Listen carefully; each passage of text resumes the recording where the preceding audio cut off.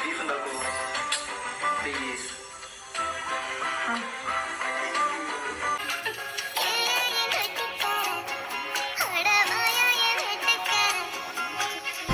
Hello guys, അസ്സാം വലൈക്കും. നാസ് ബക്കറിൻ്റെ ഈ ഒരു റെസിപ്പി ആരൊക്കെ ട്രൈ ചെയ്തിട്ടുണ്ട്?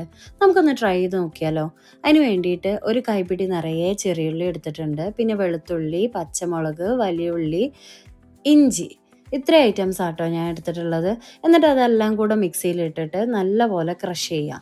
നല്ല പോലെ എന്ന് പറഞ്ഞാൽ ചമ്മന്തി പരുവത്തിലാക്കണ്ട കേട്ടോ, എന്നാലും ഏകദേശം ഒരു ചമ്മന്തി പരുവത്തിലാക്കുക. എന്നിട്ട് അതിലേക്ക് കുക്കറിലേക്ക് ബീഫ് ഇട്ടിട്ട് ഈ ഒരു ഇതിൻ്റെ പേസ്റ്റ് ഉണ്ടല്ലോ അത് അതിലേക്ക് ഇട്ട് കൊടുക്കുക. എന്നിട്ട് ഈ മസാലപ്പൊടികളെല്ലാം കൂടെ, ഈ കണ്ട മസാലപ്പൊടികളെല്ലാം കൂടെ അതിലേക്ക് ഇടുക. പിന്നെ വല്യുള്ളി ആട്ടോ എടുത്തിട്ടുള്ളത്, ഒരു വല്യുള്ളി ഇട്ടിട്ടുണ്ട്. പിന്നെ ഓയിൽ ഒഴിച്ച് വെള്ളം ഒഴിച്ചിട്ട് നല്ല അത് അടച്ച് വെച്ചിട്ട് ഒരു 7 വിസിൽ വരുന്ന വരെ ഞാൻ വേവിച്ചു കേട്ടോ. ഓരോ ബീഫിനും ഓരോ വേവായിരിക്കും, അപ്പോൾ അതിനനുസരിച്ച് നിങ്ങൾ വേവിക്കുക. എന്നിട്ട് ഇതേപോലെ ഒരു ചട്ടി വെച്ചിട്ട് അതിലേക്ക് 3 ടേബിൾ സ്പൂൺ വെളിച്ചെണ്ണ ഒഴിച്ചു.